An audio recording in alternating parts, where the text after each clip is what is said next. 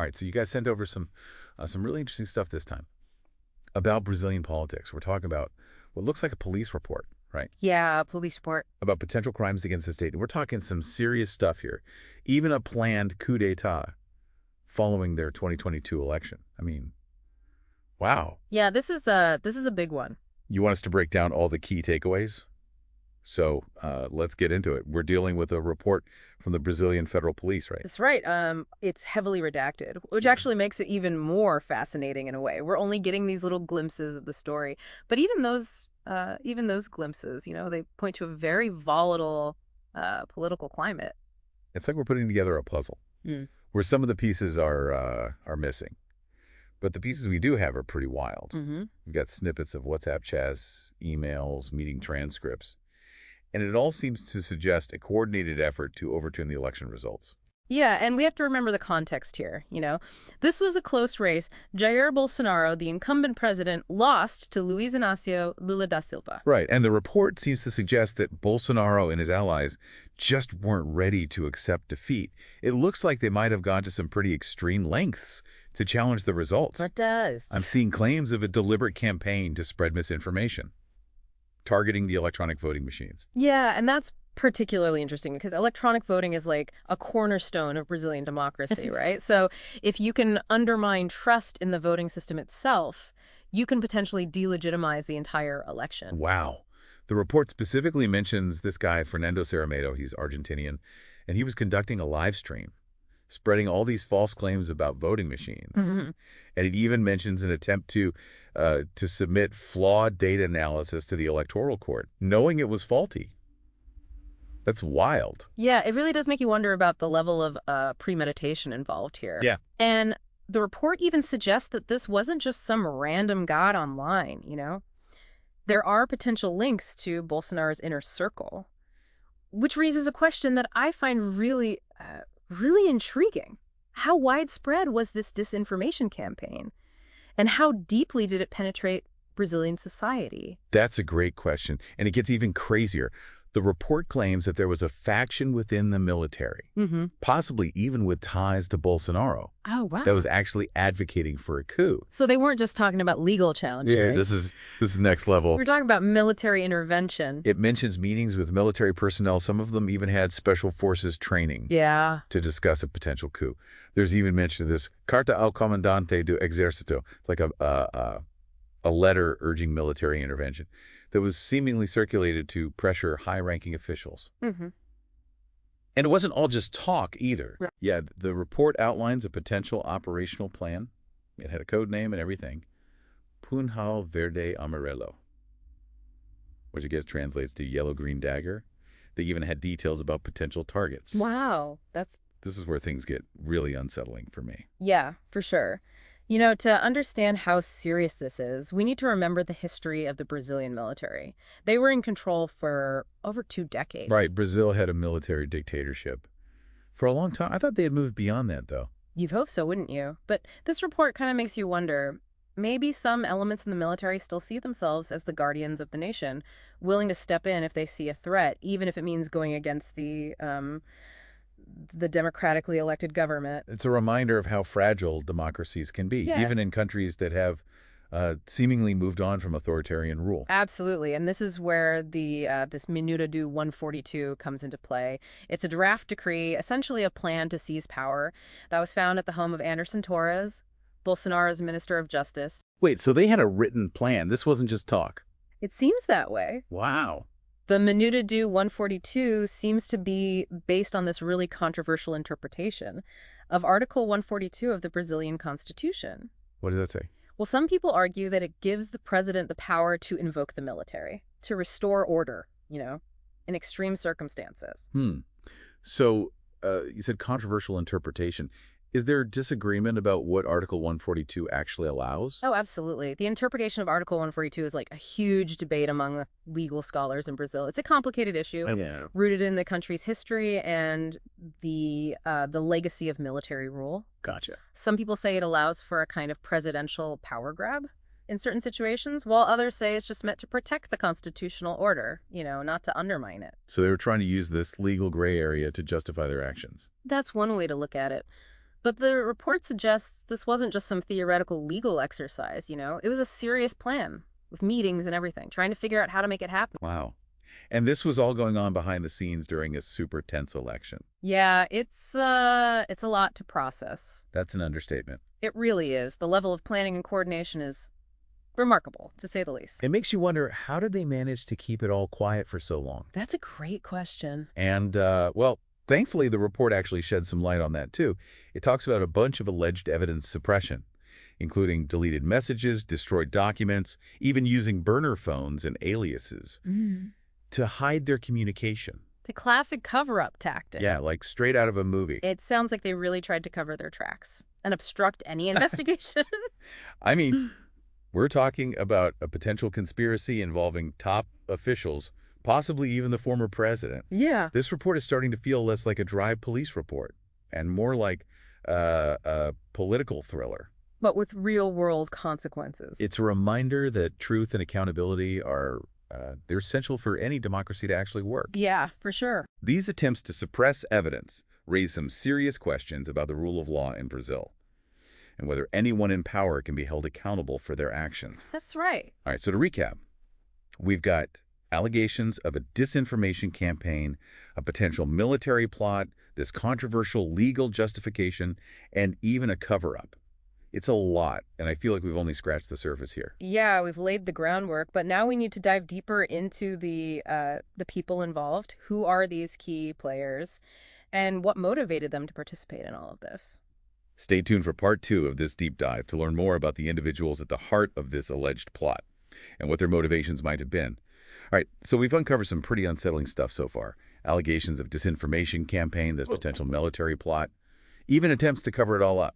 Yeah. But to really understand how all of this went down, we need to look at the people involved. Yeah, absolutely. So let's start with Jair Bolsonaro himself.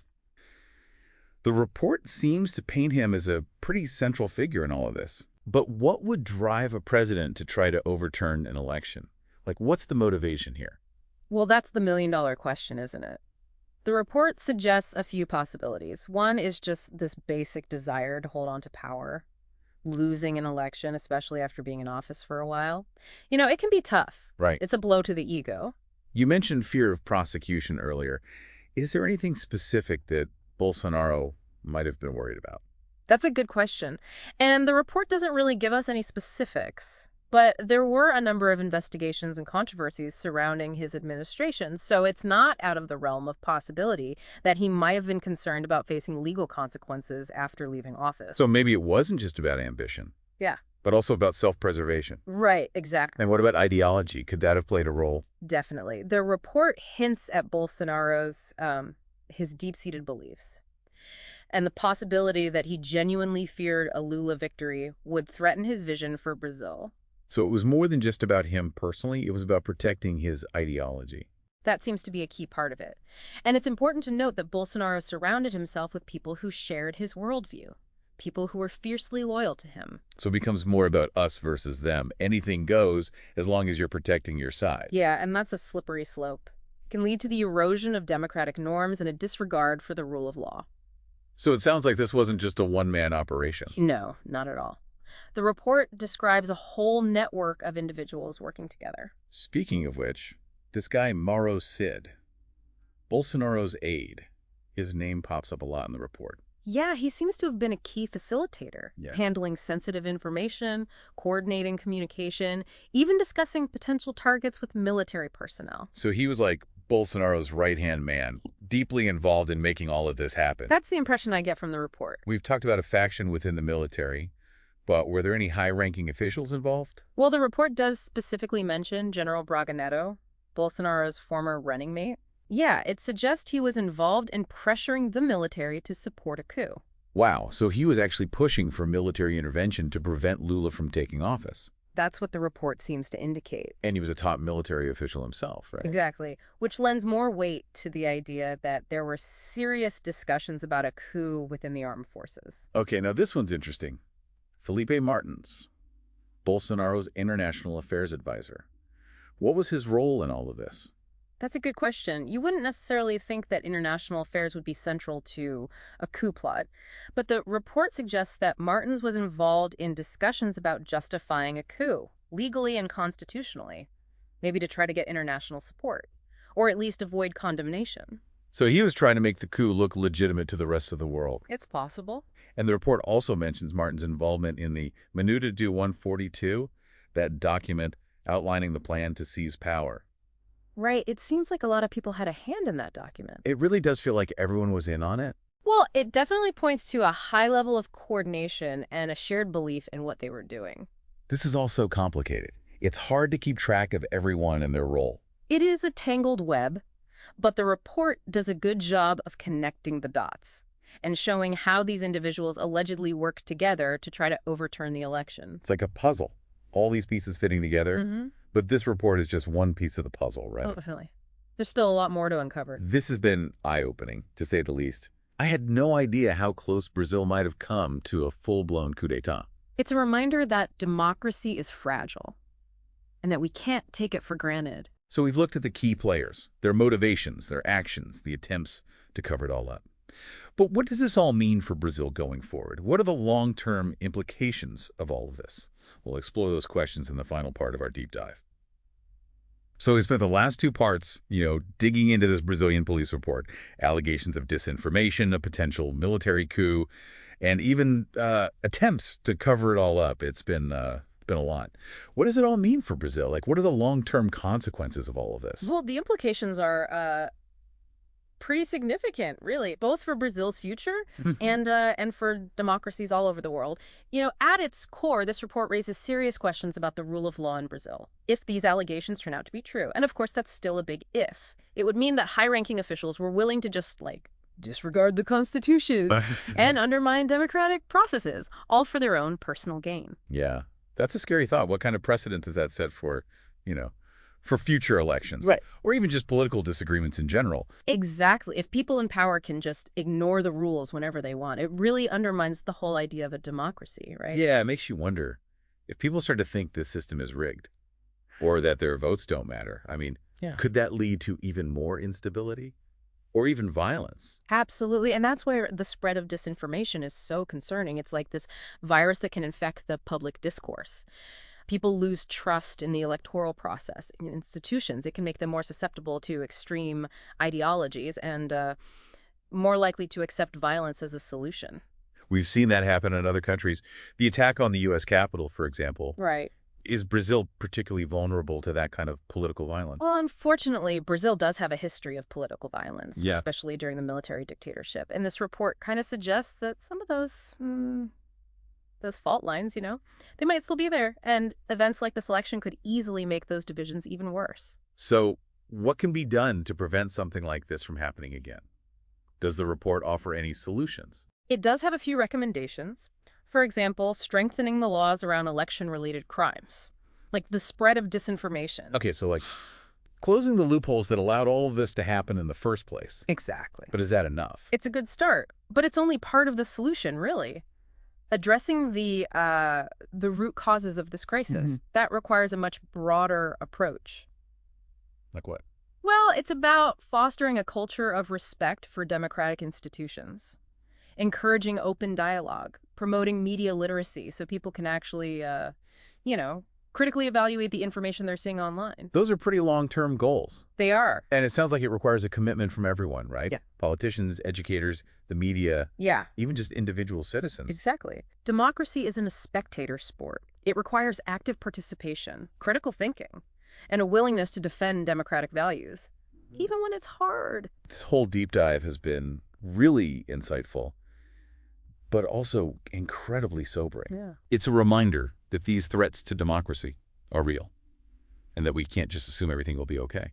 I agree. And, the fact that you requested this deep dive, the fact that you're taking the time to understand all of this, it gives me hope. It shows that people are paying attention and that they're willing to engage with these issues. Well said. And to everyone listening out there, we encourage you to keep learning about all of this. There's still so much to uncover. And the more we understand these events, the better equipped we'll be to protect democracy. Not just in Brazil, but everywhere. Thanks for joining us on this deep dive. We'll see you next time.